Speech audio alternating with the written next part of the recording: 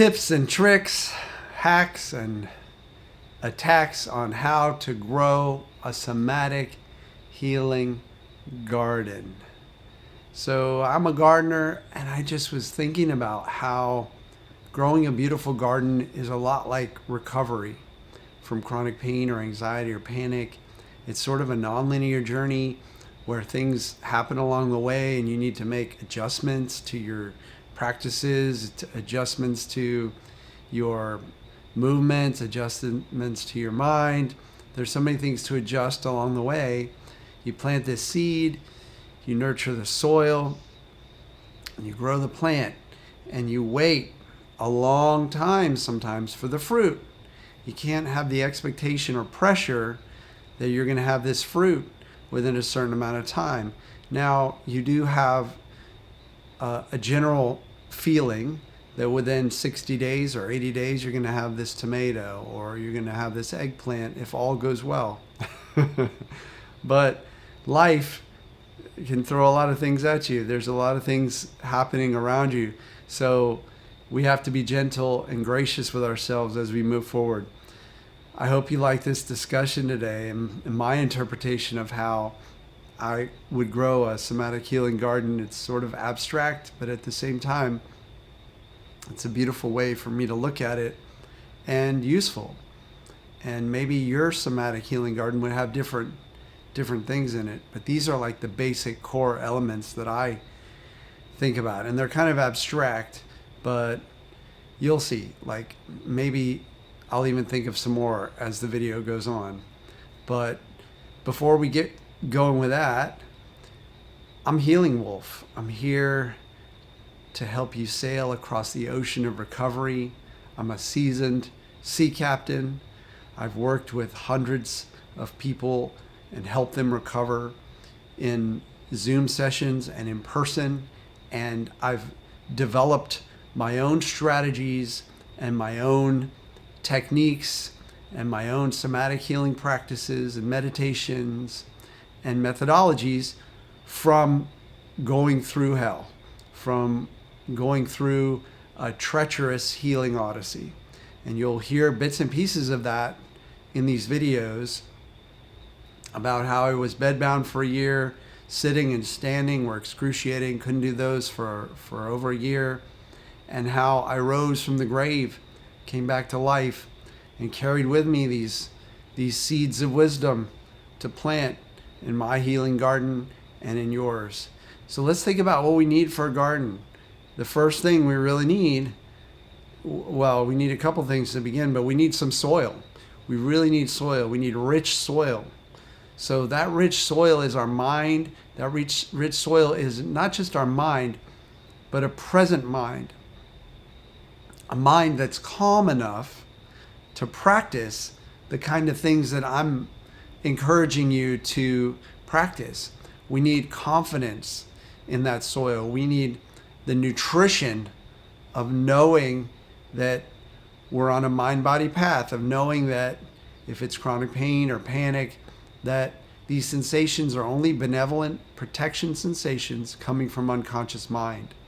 So we've got that soil, that foundation in us, under us. We've got a solid mindset, a perception of what's going on, a real knowledge base, and a heart, a knowing in our heart that we're going to get better. And that really comes down to a presence in our healing odyssey, in our journey of recovery.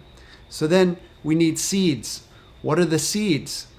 The seeds are thoughts, beliefs, and actions. So we want positive thoughts. We want thoughts like, I know I'm getting better, even if I can't see it yet. We want beliefs like, other people recovered, so I'm recovering.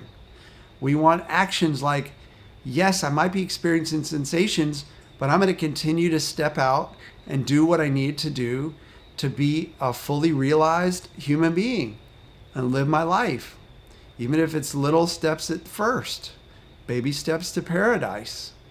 Little by little, we get there. So next, we need water. Now, as a gardener, I'm growing a bunch of plants. I've got tomato plants, I've got cilantro, I've got one broccoli, I've got some moringa trees, little ones in pots. I've got some palm trees in pots. I've got everything's in pots, basically. I have a few sunflowers in the ground. That's it. Because it's very sandy here, very sandy soil.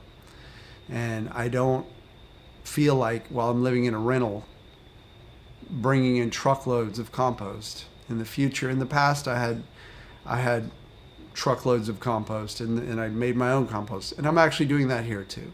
But that's a sidetrack. Kitchen scraps, leaves, make your own compost. That's another YouTube video for a different channel. Maybe I'll start it, called Gardening with Wolf. So watering is something that plants need with consistency. So your somatic healing garden needs consistency. You need to show up for yourself regularly and repeatedly to teach your mind, your unconscious mind, that you're all right, that you're alive, that you are living in a space where you know where you are, you're embodied in this moment as well as this body. So consistency of practice, so very powerful. So I give my plants water in the morning usually, sometimes in the evening too, when it gets really hot. But yeah, that consistency is everything. Also, water needs to go deep to the roots. So there are lots of ways to do that, and that's more abstract. But you want a depth of practice. And depth sometimes happens over time. You deepen your practice. Your meditation practice gets deeper. You can find your way into the void, into that peaceful space. The more you do it, the more consistency, then often the more depth you get. Sunlight. Sunlight is basically knowing that you are light. It's self-compassion. It's allowing. It's gratitude. It's a light-hearted way of going about things. You're relaxed. Next is time. Now, time for the garden and time for recovery are very similar. The garden takes its time. Every plant has its own time. So think about you as a plant. Someone else is a plant. Someone else might recover quicker, right? They're a different plant. Some plants grow really fast. Some go slow. Some fruit really fast. Some take a long time to fruit. Some take years to fruit. Some trees, you plant a seed, it could be 5 years before you see a fruit. That's okay. Recovery and somatic healing, it's a non-linear journey. We don't watch the clock. That creates pressure. We don't put a date on the calendar, say, I have to be better by then because I'm going on a trip, or I'm going to be expected to do something at work or whatever. Like, we don't put it on the calendar. That's kind of a mindset that almost every practitioner has, that there's no deadline for recovery. That creates less pressure, less fear, less intensity. It drops the level of intensity for this journey. So those are my thoughts about how to grow a somatic healing garden. You may have different thoughts. Drop them in the comments. I'd love to hear them. I really would. I work with clients one-on-one over at healingwolfcoaching.com. And if you're ready to work with a great coach and have me be your gardener, have me help you along, accelerate your recovery, then book a consult call over at my website. And also, I'd really appreciate it if you subscribe to this video, and not subscribe to the video, to the channel, and give the video a thumbs up. Drop me a comment, ring the bell, and keep going. Keep growing your garden. Keep growing that seed of hope into the fruit of being free.